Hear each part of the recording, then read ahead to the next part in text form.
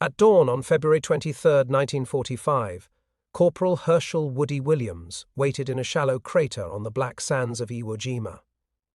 Around him, Marines were pinned down and dying, trapped by concrete pillboxes the Japanese had built into the volcanic ground.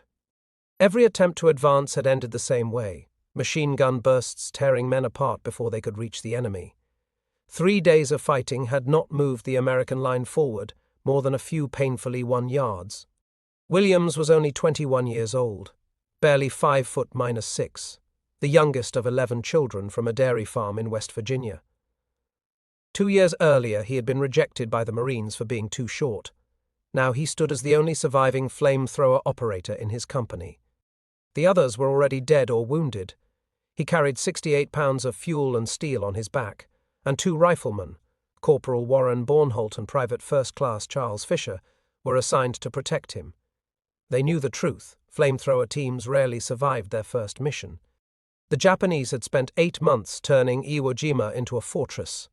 Their pillboxes were built of thick, reinforced concrete, protected by layers of rock, soil, and steel. Artillery couldn't break them. Bombs couldn't penetrate them. Machine guns inside could fire endlessly, covering every approach with precise, overlapping bursts. For days, the Marines had tried everything to break the line. Nothing worked. Williams had learned the flamethrower on Guadalcanal the year before, mostly by reading a manual handed to him straight from the crate. Now he carried the improved M2-2 model, heavy fuel tanks, compressed nitrogen, and a short but devastating 8-second flame.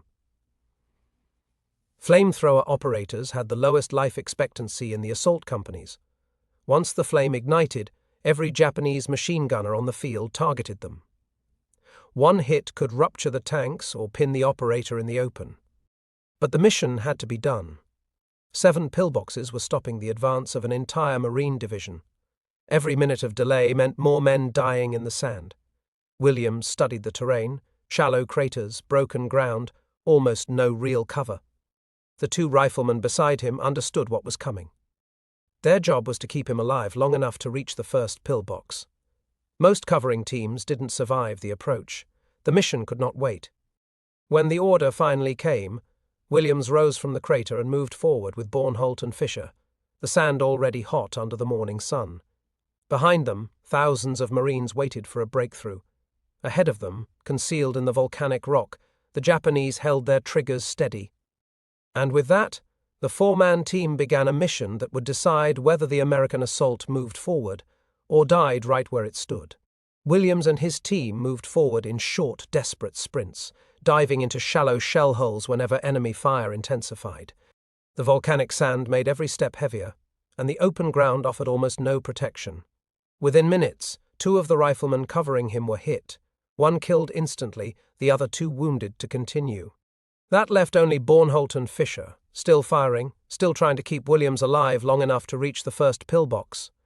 Ahead of them was a squat concrete structure half buried in the slope of a ridge, with a narrow firing slit where a machine gun swept the approach. Bornholt and Fisher began pouring rounds toward the opening. Williams broke cover and ran, the weight of the flamethrower slamming against his back as bullets snapped around him. When he reached a position close enough, he knelt, raised the flame gun, ignited it, and unleashed a stream of burning napalm straight into the firing port. The fire rolled inside the bunker, and the machine gun instantly went silent. The success didn't mean safety. Another pillbox opened up from the side, forcing Williams to run back across open sand to refill his empty fuel tanks. He had already burned through his first load, and there were still 6 fortifications left to destroy. Each run back to friendly lines meant crossing the same deadly ground again with a fully loaded flamethrower, visible to every defender. This battle wasn't just about weapons or firepower. It was about psychology. The Japanese soldiers inside the pillboxes had endured bombardment, artillery, rifle fire, and grenades without breaking. But flamethrowers were different. Fire penetrated where bullets couldn't. It consumed the air inside the bunkers. It created panic in enclosed spaces that even the most disciplined troops couldn't suppress. Once flame filled a pillbox, defenders had only seconds to choose between staying and burning or running into enemy gunfire. Marines across the island were watching the same pattern unfold. Positions that had survived hours of conventional attacks collapsed within seconds when a flamethrower appeared. Even Japanese soldiers known for fighting to the last man often broke and ran the moment the roar of flame hit their position. Fire created a fear nothing else on the battlefield could match. Williams understood how fragile those moments were. He had to get close enough to fire, survive the enemy response, then make it back for more fuel, and with each trip the danger grew. The Japanese now knew exactly where he was and exactly what he carried.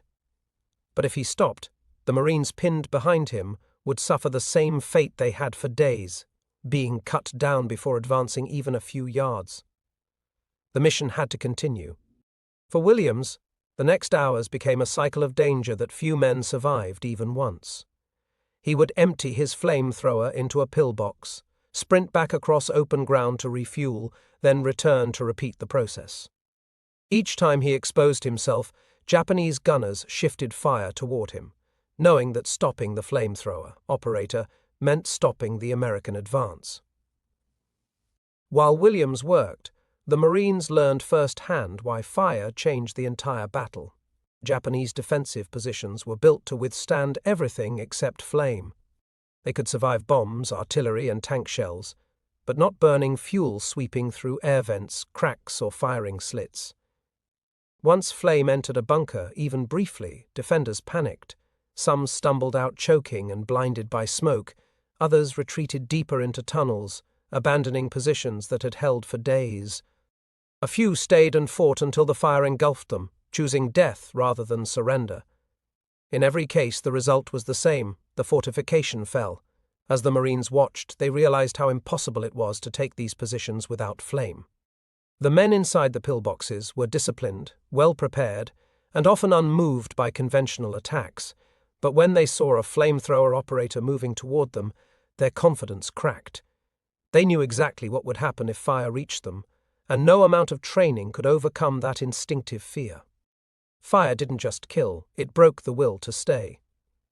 Behind the lines, American commanders understood the same truth.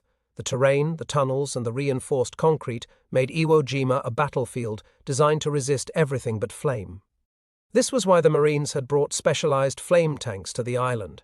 Sherman tanks converted into armored infernos capable of projecting napalm farther and longer than any portable unit. When these tanks finally moved forward, they obliterated positions Marines had spent days trying to reach. Whole defensive networks collapsed once the tanks arrived, their streams of fire flowing into trenches and cave mouths the Japanese had believed were impregnable. But flame tanks were few, and the island was vast. Much of the fighting still fell to men like Williams, alone in the open, relying only on covering fire and their ability to get close enough before being shot. And the cost was always high. Flamethrower units suffered staggering casualty rates, sometimes losing nearly every operator in a single day. Yet, Williams pressed on. Pillbox by pillbox, he burned out machine gun nests that had stalled battalions, clearing paths for Marines pinned just yards behind him. Each position fell the same way: an 8-second burst, defenders running or collapsing, smoke pouring from the opening, and each time he returned for more fuel, he knew Bornholt and Fisher were risking their lives to cover his retreat. By the end of those hours, the ground behind him was littered with destroyed bunkers, silent machine guns, and the bodies of men who had refused to retreat until flame forced them out. Williams had done what artillery, tanks, and hundreds of Marines couldn't do. He had broken the backbone of a defensive network designed to be unbreakable. But his victory came with a price. Bornholt and Fisher, the two men who shielded him through each dangerous run, never made it back. Williams would learn of their deaths later, and that knowledge would shape everything he believed about the Medal of Honor he would receive. The battle for Iwo Jima raged for 36 days, and the cost stunned even the most seasoned commanders. More than 26,000 Americans were killed or wounded. 7,000 never came home. Japanese losses were almost total, over 20,000 dead, with only a few hundred taken prisoner. Their elaborate system of tunnels and fortifications had allowed them to fight long after they should have been overwhelmed, but fire had revealed the limits of their defenses.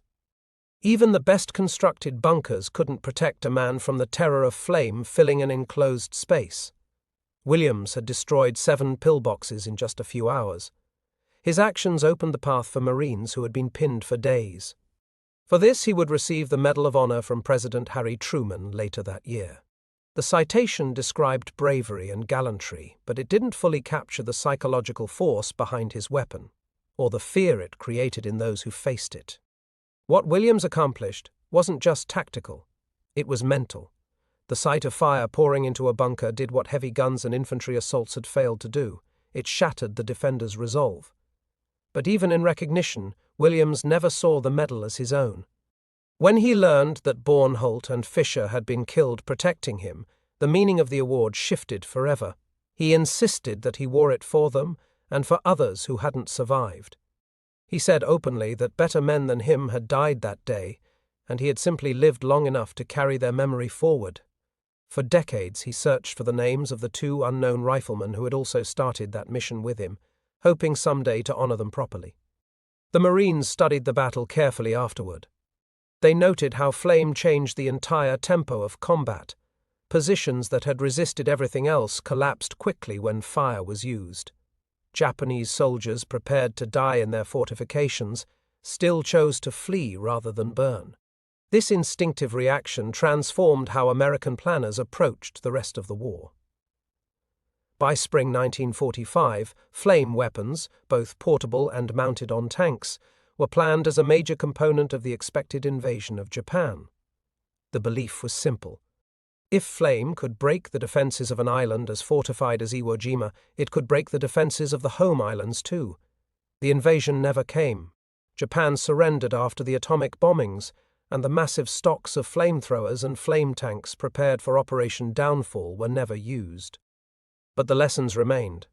Fire had been the great equalizer in a battle where nothing else worked. Conventional weapons alone could not dislodge tunnel networks and concrete bunkers. Flame forced decisions in seconds, collapsing positions that might otherwise have held for hours or days. In the years after the war, Williams struggled with memories that returned night after night.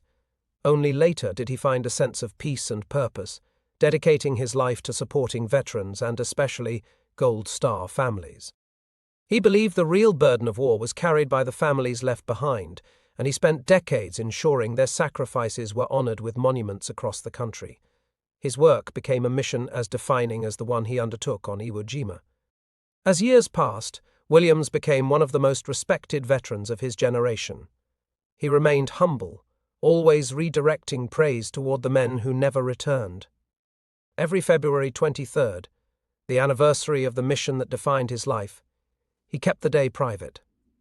He would think of Bornholt and Fisher, of the 2 unnamed riflemen he never got to thank, and of the Japanese soldiers whose final moments he had witnessed through the roar of fire. He carried all of them with him. Other veterans from Iwo Jima lived with their own memories. Among them was Raymond Hart, a Marine who survived being shot in the helmet during the opening days of the battle. He fought the entire campaign with a head wound that should have sent him home, then returned to civilian life and spent decades as a police officer. Hart rarely spoke about what he had seen, but he remembered the effect of flame better than anything else. He said he had watched Japanese soldiers endure relentless artillery and direct tank fire, yet abandon a fortified bunker the moment a flamethrower appeared. To him, it was clear that psychological shock mattered as much as physical destruction. The wider story of Iwo Jima reflected that truth. Psychology had shaped the outcome. Fire changed the way Japanese defenders fought, and the speed at which positions fell. It forced choices no soldier was prepared to make. And because those choices happened in seconds, the tactical situation shifted faster than any conventional weapon could manage. Williams lived long enough to see his legacy evolve beyond the battlefield. He founded a national effort to honor Gold Star families, establishing dozens of monuments across the country. He became chaplain of the Medal of Honor Society for more than 30 years, comforting families, honoring fallen recipients, and serving as a quiet, steady presence long after most of his generation had passed. He dedicated his life not to his own story, but to the stories of others. When Hershel Williams died in 2022 at the age of 98, he was the last Medal of Honor recipient from World War II. At his funeral, thousands gathered, veterans, families, Marines, and ordinary citizens whose lives had been touched by his work. The ceremony spoke only briefly about Iwo Jima. It focused instead on his service after the war, his kindness, and his devotion to honoring sacrifice.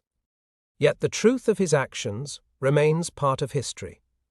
On one brutal morning in 1945, Williams did what no weapon or tactic had been able to do. He broke apart a defensive system built to withstand everything the US military could throw at it. He changed the course of a battle through courage, endurance, and a weapon that reached into the deepest fears of the human mind. His story is not just about flame or fortifications. It is about what people face in war, what they carry afterward, and the quiet weight of living when others did not.